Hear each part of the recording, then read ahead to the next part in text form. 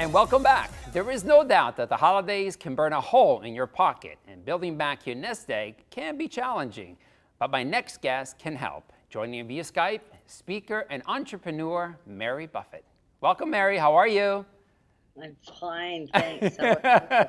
It's such an honor to have you on the show. I've done so much research on you. I've got a gazillion questions to ask you. But, you are really well known for investing. So I'm going to go right to my first question. And what are some things that people should know about when they start first investing? I think, education is the greatest driver of prosperity, income, and opportunity. So educate yourself in terms of the language of accounting, the language of investing. At least understand the words that people are talking about, your risks, and what you're comfortable with. The other really important thing, I think, is getting into good habits. And that's something that uh, whether it's emptying your change out of your pockets and putting it in a jar, believe it or not, over a year that can really add up, or just simple habits of saving every time you get your check, putting a certain amount away and being really diligent about that. So it's kind of that old saying, the habits, the chains of habits that are too light to feel are then too heavy to be broken. Hmm. You know. So you mentioned savings. You said taking a portion out of is that a portion out of your income savings? Is there a general common number that people should be taking into savings, or is it just whatever you feel it's necessary? Or I tell people, if at all possible, every check that you get, take 10% of it and put it aside for investment. There's also savings for emergencies. So there's kind of two savings to have, one for investment and one for emergencies. And an emergency would be something like someone getting sick, a fall or something that keeps you out of work. So I always suggest that if at all possible, you can have 3 to 6 months, I know it sounds like a lot, worth of savings that will cover all costs. Then besides that, always take 10% if you can and put it in a money market account for the time that the market gives you an opportunity to buy.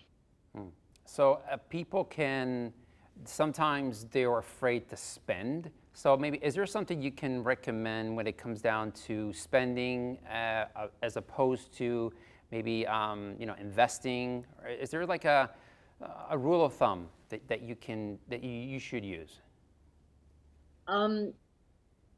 One of the greatest things that Warren Buffett has done over the years is he understands compounding, and that can work for and against you.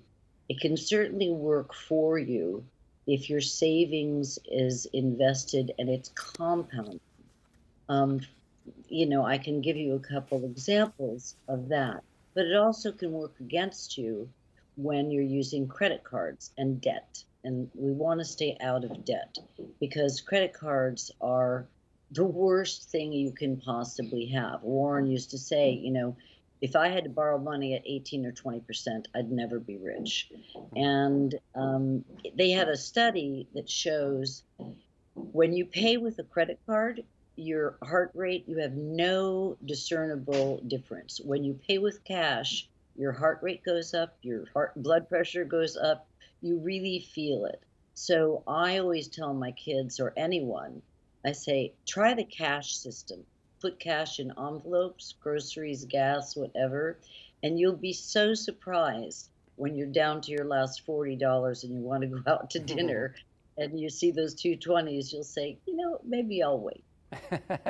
You've written many books, and can you give us a sense of when a reader picks up one of your many books, or what should be the lesson that is learned, or the main lesson that should be learned from reading your books?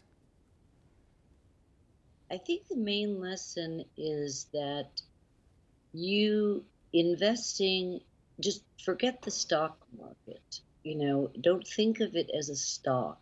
Think of it as a business, because whether you're buying one share or 100,000 shares, you're buying a business.